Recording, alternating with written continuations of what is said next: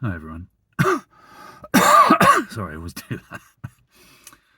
So I was asked today, like quite a big question by someone. It's asking me what they think that happens to you after you die. So I thought that today I would just address that. I think that there's some facts that we know, and we know that awareness doesn't need a body. Or I know for experience, awareness doesn't need a body. So the death of the body can't possibly be the death of awareness. And I would have thought that to a large extent, mind is non physical as well. So it's more than likely that you do keep a sense of personal perspective after death.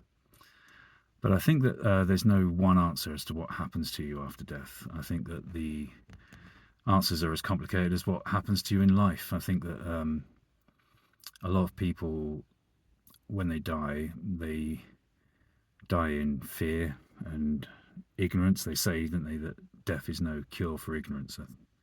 I'm sure that's very true on some level. But I assume that, from what I understand, that a lot of people only go as far as the astral realms, and then they die in a state of confusion and like anxiety, and they're very susceptible to being gaslighted and repurposed back into the world and not to escape the grips of this control system or illusion, if you like. Uh, I do believe in the practice of, while you're alive, spending as much time as you can, or as much time as you like, in the astral realms, and getting used to it, getting used to using the technique that we talked about yesterday would get you there. And the more that you spend time there while conscious and alive, then probably the less confusing it will be when you die. And uh, you'll be able to make better decisions after physical death, and you're more likely to be able to consciously choose your experience after death and consciously choose where you go after death. I do believe that death is a window of opportunity to escape out of this place. It's obviously ultimately possible at any time, any place, in any state. But it does appear, from what I've been hearing from other people that I sort of trust their thought processes and investigations and stuff. And it seems like the point just after death is probably the best time to escape the matrix, if you like.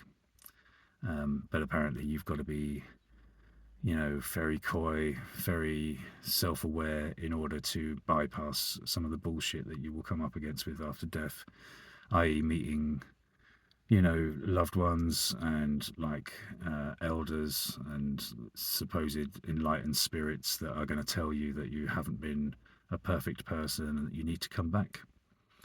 Um, None of that's really ever made any sense to me, or the idea of heaven and hell.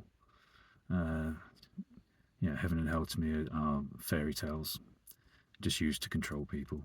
Um, but I think a lot of people throw the baby out with the bathwater when it comes to that stuff, and they reject religion and don't understand that there's still a spiritual nature to being alive, and there's still a moral imperative as to where you go next.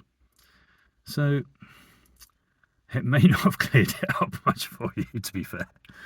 But I thought I would that's kind of what I told them. That, yeah, there's no simple answer to what happens to you after death. And I don't know absolutely for sure. And I don't think hardly anyone does. So, but I would guess that it's something we've all been through.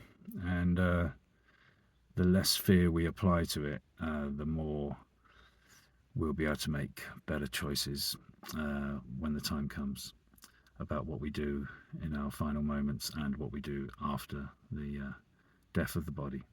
But I do know for a fact that consciousness does not need a body to be aware and to be life itself. So, yeah, I hope that clears up somewhat.